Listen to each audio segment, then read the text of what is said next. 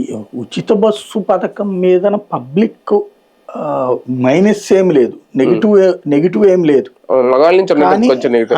నేను అనేది ప్రభుత్వం మీద నెగిటివ్ ఏమి లేదు, అలాగని పాజిటివ్ కూడా ఏమి లేదు. అవునా?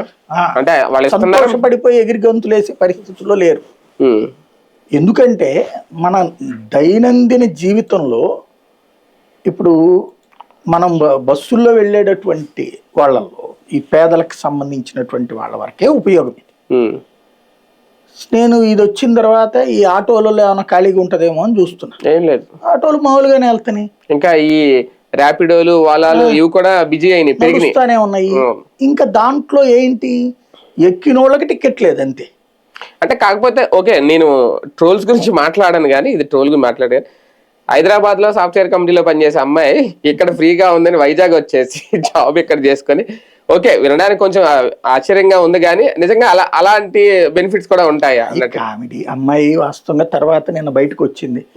అమ్మాయి ఏదో ఈ చీరకి జాకెట్ ఫ్రీ ఇట్లాంటి వాటి ప్రమోట్ చేస్తుంది అమ్మాయి. అంటే అమ్మాయి ఏదో బిజినెస్ చేస్తుంది. అంటే అమ్మాయిదే ఇన్స్టాలో పెట్టినటువంటి పోస్ట్ మళ్ళీ వైసీపీ వాళ్ళు తీసారు. అవునా?